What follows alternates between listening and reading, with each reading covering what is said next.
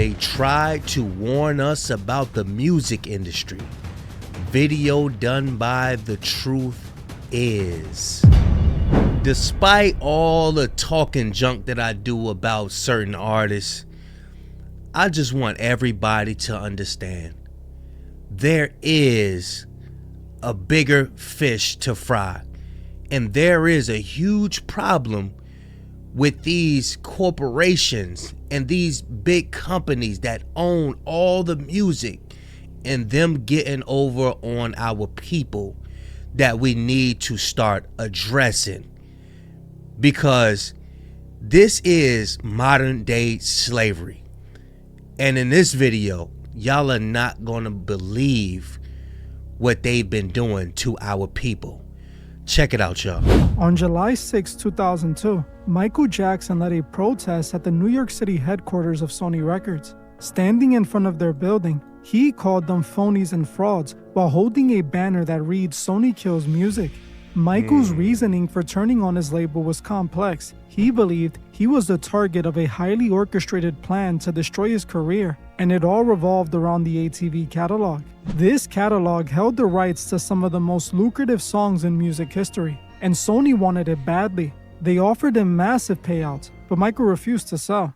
After Michael's Invincible album failed to meet commercial expectations, he became convinced Sony had intentionally sabotaged the release. But why would a label sabotage the success of an artist they profit from? According to Michael, the strategy was to force the album to flop and bankrupt him. They wanted him to lose the millions he invested in the project, so he would be forced to return to the label for funding. With his leverage gone, he would have no choice but to surrender the catalog to bring in some money. Michael never publicly repaired his relationship with Sony and kept the ATV catalog up until his death. But Sony won this battle in the end. A few years after his passing, Michael's estate sold the ATV catalog directly back to the company. To make things even worse, the estate then proceeded to sell half of Michael's entire music catalog as well. This was something Michael explicitly... Now, I know there's a lot of artists that say or claim that they are going against the industry, you know, UMG and all of this stuff, but Michael Jackson actually fought. He actually fought. And he mentioned other artists. He spoke up for other artists.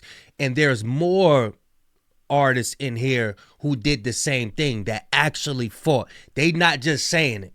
We actually see it, y'all. Check it out. Explicitly refused to do while he was alive. Michael dedicated the last few years of his life to fighting the machine. He felt that labels like Sony used contracts to trap artists and exploit them forever. We are seeing the exact result of that with this brand new biopic. Even after Michael is gone, the label is still using his likeness to generate hundreds of millions. Sony acquired his music rights in 2024, and exactly 2 years later, a biopic hit theaters that rewrites the Michael Jackson story for a new generation. The film functions as a massive rebrand marketing strategy designed to boost the value of their newly purchased asset. Notice how Michael has been dead for almost 20 years, but a major studio only funded a positive biopic after the label acquired his rights. This corporatization of his legacy is exactly what Michael was fighting the industry over. He warned us that they were trying to exploit him. He refused to be just another asset to a massive corporation. Michael was showing us the industry's true nature. He exposed how the corporate executives view artists purely as products to be sold and consumed. You either let them use you until you have nothing left to give, or you face the consequences when they pull their support. And believe it or not, there's millions of people that's being used that's not even in the music industry. Take your job, for example.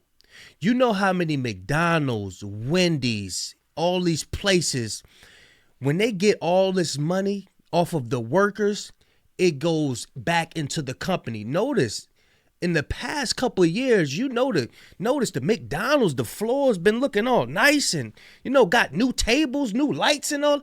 Yeah. That's done by not enhancing the people's pay. They keep all that money for themselves. And people, what they get, an extra $1 raise or something like that? Look, $1.50, if that.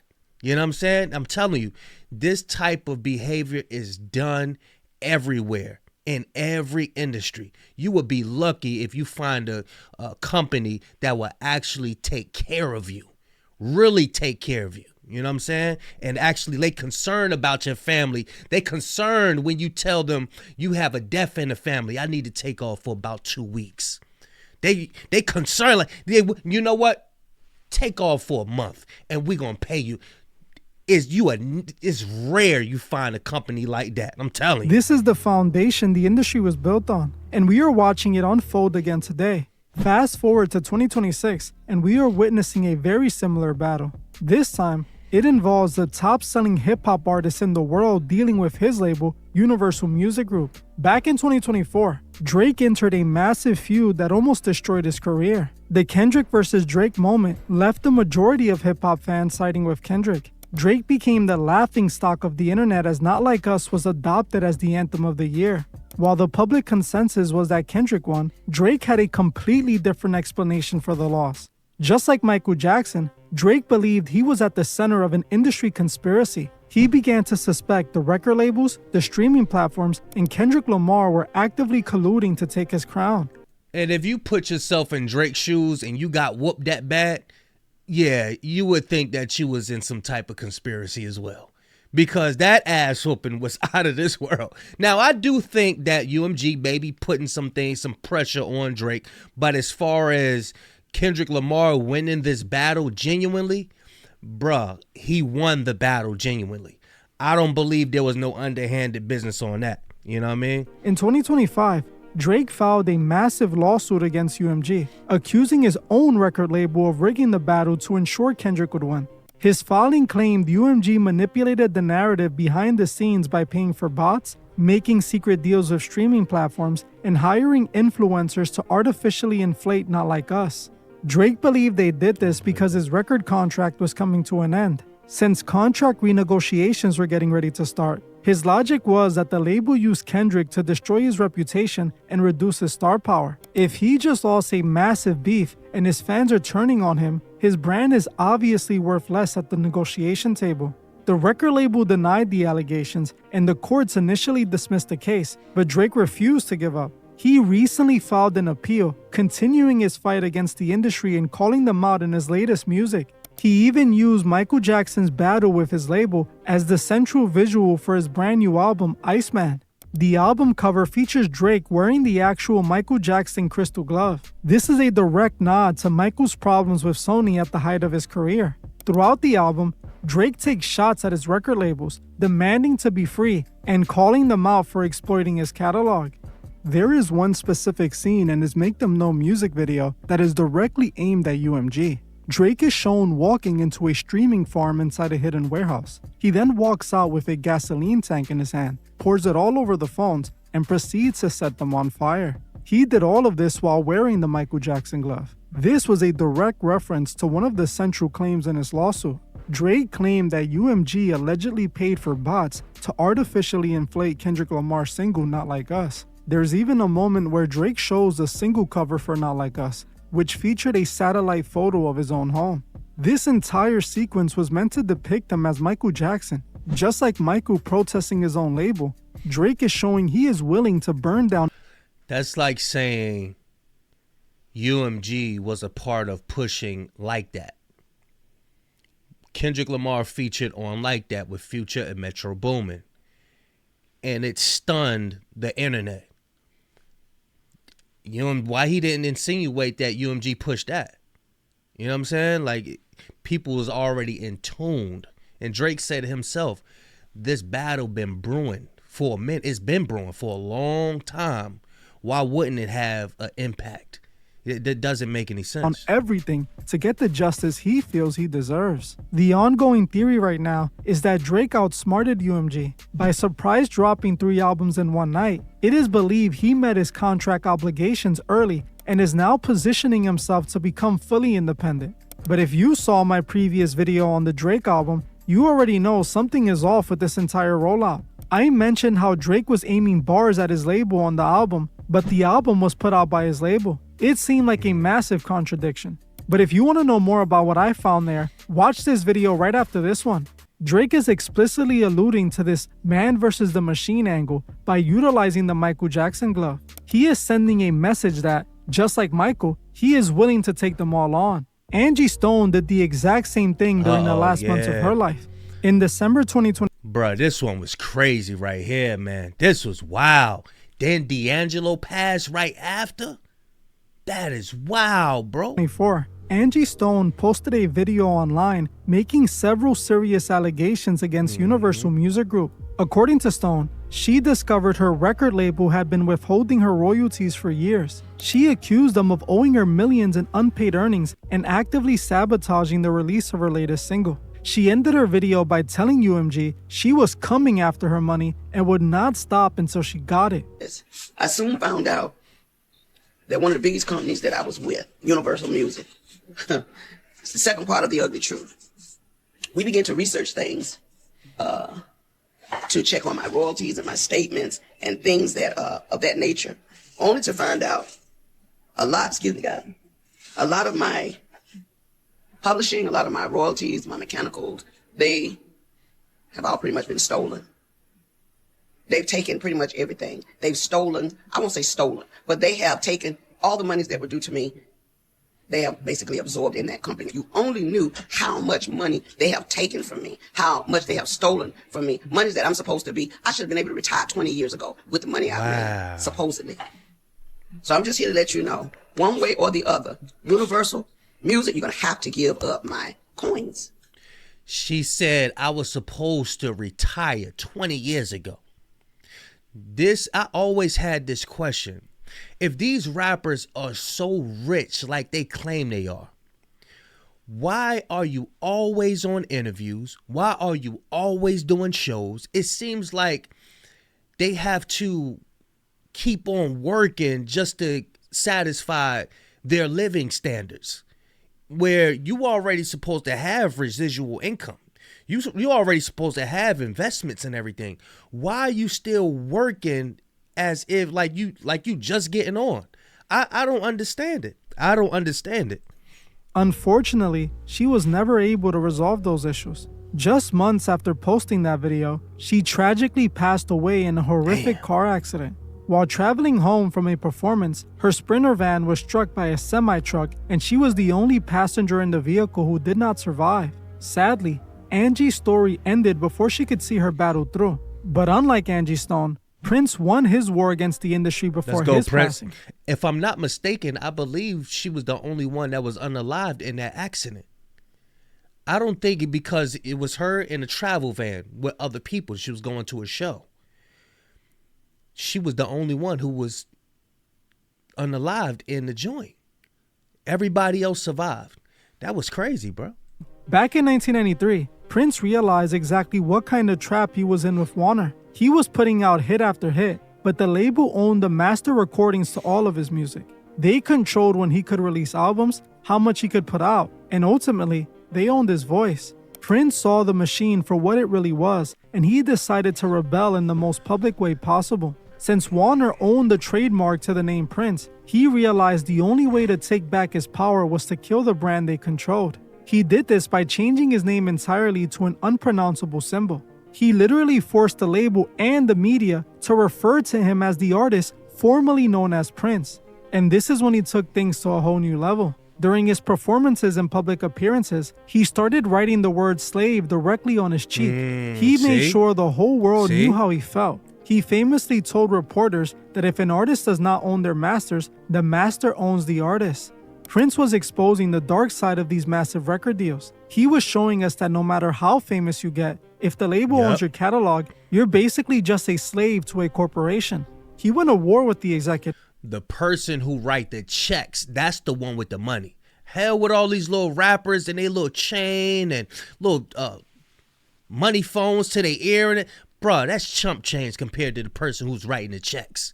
That is chump change. They're just employees. That's all they are. They're employees. It is. He started rushing out albums just to fulfill his contractual obligations so he can break free and go independent.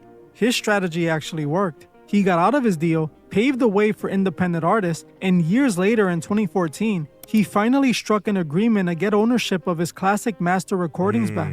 Prince warned us on how the industry turns artists into slaves, and he showed everyone exactly how to beat them at their own game. It's the same thing Frank Ocean did during his battle with the label. Frank Ocean pulled off what is widely considered the greatest heist in music history. Back in 2016, he too felt like a slave to the industry. He discovered he was trapped in a terrible deal with Def Jam Records. They owned all his rights and were taking the majority of his profits.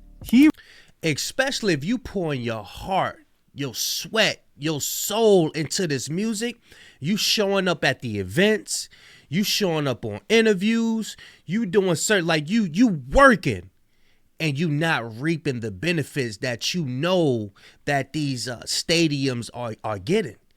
Oh yeah, he made $1 million. No, your company made that couple million. That's how that works. And then you start to hear it like, damn, I'm working a little too hard. I'm working harder than before. And they're reaping all the benefits from this? Nah.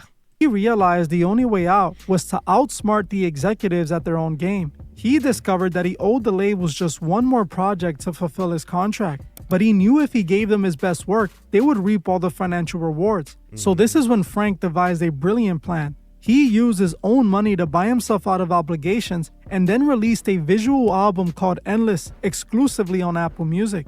The video was basically just 45 minutes of him building a staircase in a warehouse. Def Jam accepted the project and considered his record contract legally fulfilled. He was finally a free agent. Then exactly 24 hours later, he independently dropped his real album, Blonde. By releasing Blonde on his own independent label, he secured 100% of his master recordings and pocketed $20 million. Frank Ocean used the label's own legal loopholes against him to secure his freedom. He embarrassed the executives so badly that Universal Music Group immediately changed their company policies and banned their artists from doing exclusive streaming releases ever again. He showed the world that you can actually beat the machine if you can outsmart them at their own game. I think Chameleonaire was another one. I think he was an early investor in this major company. And he got to the bag. He got up out of that record label stuff, man. And that's what about. This is what it's about. He said he brought himself out of his contract. If he was one of these rappers that's out here partying every night, drinking it up, and I don't know if he, do that or whatever, but he got to be doing something for him to have the money on hand for him to purchase himself out of that contract. But if he was one of these rappers out here that be just frivolously just spending on frivolous things, he wouldn't even been thinking about doing nothing like that. That's why I tell you, gotta protect your mind so you in your downtime you can even think about little ways to get yourself up out of sticky situations. But some would say his career was never the same again. So did he really win? I'll let you decide. Unfortunately, TLC's fight had a much different... Yeah, he won. See, that's what they want you to think. That, oh, your career ain't nothing. We don't see you. Just because a person is not posting videos or posting them, they probably just chilling on their couch. House paid for. Land, sitting on some land paid for. Car paid for. Chill. Bro, you do not have to be showing yourself every day just to show people, look, I'm doing it. Nah, that don't necessarily mean you doing it. You know what I'm saying? You chilling. Different outcome. In the late 90s, TLC was the biggest girl group in the entire world. Their album, Crazy Sexy Cool, sold over 10 million copies and generated hundreds of millions of dollars in revenue for LaFace Records. While they were the biggest stars in the world and appeared to be living the dream life, behind closed doors, the group was completely broke. The executives were getting rich, but the members of TLC were forced to file for bankruptcy. During a famous television interview, Left Eye decided to pull back the curtains on the entire industry. She literally broke down the exact techniques the labels use to trap artists in permanent debt. She explained to fans how an artist can generate $100 million in revenue, but walk away with absolutely nothing. All right, this is how a group can sell 10 million records and be broke. And everyone, get ready to do your math. When we first started out, we were kind of cocky. Okay, there are 100 points on the album. TLC had 7. Every point is equal to 8 cents. All right? 7 times 8, 56 cents. But as time went on, we learned a lot. That means every time an album gets sold, TLC gets 56 cents. So 10 million records, $5.6 million. Seems like a lot of money. Well, it's not a lot of money when the record company has spent $3 million to record your album. And in the record business, we pay all costs back to the record company. We pay recording costs, video costs. My biggest video on the channel breaks down exactly how record deals actually work. If you haven't seen that video, watch it after this one. It explains everything. Left Eye exposed the financial trap that these massive record... Y'all let me know in the comment section if y'all want me to go over it and react to the video about how contracts are really set up. Make sure y'all like, subscribe, and hype this video as well. Deals really are. She made sure the fans knew the truth about the executives making the rules and proved that massive fame rarely guarantees wealth. You said your career is not exactly what you would have wanted it to be, but this proves it. What's not on? Step on it. I'll tell it. We're not going to sugarcoat anything anymore. We've been quiet long enough. Can I get an amen? Amen! All right. All right. Well, I'll put it to you this way. We are the biggest selling female group ever. 10 million albums worldwide. We have worked very hard. We have been in this business for 5 years. And we are broke as broke can be. And we're not like trying to be a sad story. If that was the case, we would have been on everybody's talk show talking about how broke we are. We haven't done that. I know it's hard to believe because we've sold so many albums, but it is. But guess what? To the people that she's speaking to, I believe those are the execs and the producers and all of that. But she might just be saying it on TV. They know. The people that's out there, all them rich people, they already know. They already know. Possible, that's the deal here. So, and we're not happy at all. But for real, tonight, this is all we wanted. We wanted to win a Grammy, at least one, and we won 2. And that proves that we are the jam. When you look at all these artists together, a very clear pattern emerges. Michael Jackson, Drake, Prince, and all the others were victims of the same system. They all reached the absolute pinnacle of success, and they all realized the exact same thing. The executives use complex contracts to secure ownership of an artist's voice. If an artist stays quiet and plays the game, the machine will keep them famous. But the moment they demand ownership of their own creations, the machine turns on them. These artists all try to tell us what the industry really was. They risk their careers and their reputations to show the side of the entertainment business they hide from you. The system relies on the public staying distracted by... That's why you shouldn't rely on wanting just wanting to be famous. Yeah, I want everybody to see me. Don't, bruh, do not have that at the forefront of your mind, because these people are set up in the position where as though they could give you all the fame that you want. And then when you sitting in your big mansion that's really somebody else's, you're going to be thinking to yourself, everybody in the world knows me. Now what? I still got life to live. Now what? What's after everybody know you? This is why you got to get in tune with yourself and a higher power, because that's limited. There ain't no end to that. When you get in tune with yourself, you're learning about yourself. You're learning about the Most High. You constantly, that's an ongoing thing. You always got something to look forward to when it come down to God. But with this earthly stuff, bruh, there's an end to it. You know, there's an end. You know what I mean?